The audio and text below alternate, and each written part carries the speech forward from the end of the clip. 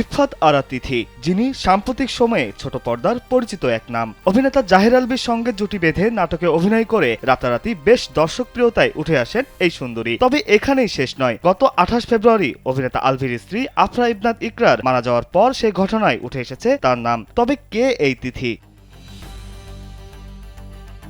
অভিনেতা জাহির আলভির স্ত্রী ইকরার রহস্যজনক মৃত্যু ও পরবর্তী মামলায় নাম আসার পর থেকেই ছবি জঙ্গনে আলোচনার কেন্দ্রে উঠে এসেছেন মডেল ও অভিনেত্রী তিথি। মূলত তার বাবা নির্মাতা ও রাজনৈতিক ব্যক্তিত্ব দীন মোহাম্মদ মন্টুর হাত ধরে ছোট পর্দার কাজ শুরু করেন তিথি। এরপর সামাজিক যোগাযোগ মাধ্যমে সক্রিয়তার মাধ্যমেই তিনি নিজের ক্যারিয়ার গড়ে তোলার চেষ্টা করেছিলেন। তবে সাম্প্রতিক এই বিতর্ক পেশাদার জীবনে বড় ধরনের নেতিবাচক প্রভাব ফেলেছে। স্যান্ডেলিনা সো, রূপচর্চায় আভিজাত্য।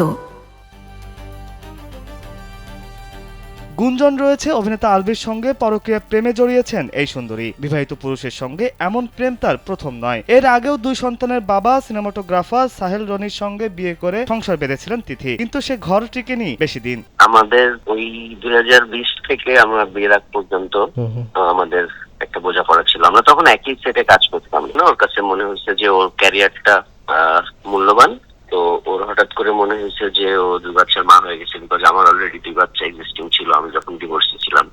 আমরা একসাথে চলতে পারবো না মনে হয়েছে, ওকে ফাইন আমরা ডেকোরেটেড, এবং আমাকে ডিভোর্স করে পাঠিয়েছে। ওর ক্যারিয়ারকে ফোকাস করতে চায়, এবং তখন অলরেডি আলুর সাথে নাটক টাটক করা শুরু করছে প্রথম দিকে।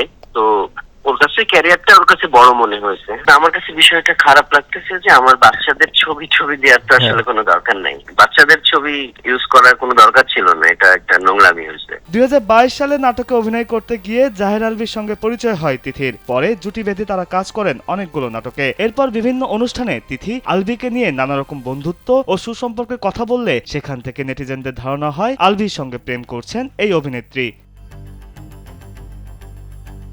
তবে এ বিষয়ে তিথির বক্তব্য ভিন্ন। তিনি জানান, পারিবারিক বনিবনা না হওয়ার কারণে আগের সংসারে তার বিচ্ছেদ হয়। এছাড়া আলভির সঙ্গে তার সম্পর্কের কথা খোলাসা করে তিনি বলেন, আলভির সঙ্গে আমার কোনো প্রেম নয়, বরং ভালো বন্ধুত্ব রয়েছে। জিনিসটা হচ্ছে যে আমাদের মধ্যে প্রেম ছিল না বা নাই, কিন্তু আমাদের একটা নির্ভরতার জায়গা আছে, একটা বন্ধুত্বের একটা স্ট্রং বন্ডিং আছে আমাদের। তবে সবচেয়ে বেশি যে লেখাটি তিথি আলভির সম্পর্কের বিষয়টি খোলাসা করেছে এবং ইকরার মৃত্যুর জন্য দায়ী হিসাবে উল্লেখ করা হচ্ছে, সেটি হচ্ছে মৃত্যুর ঠিক আগের দিন আলভির করা একটি ফেসবুক পোস্ট। প্রকাশিত সেই পোস্টে তিথির সঙ্গে ছবি প্রকাশ করে আলভি লিখেছেন, শুভ জন্মদিন নায়িকা, জীবনে আরো অনেক দূর যেতে হবে, তুমি আমার দেখা ইন্ডাস্ট্রির সবচেয়ে পরিশ্রমী কো আর্টিস্ট ও পছন্দেরও। সেখানে তিথিরও ফিরতি মন্তব্য করতে দেখা যায়।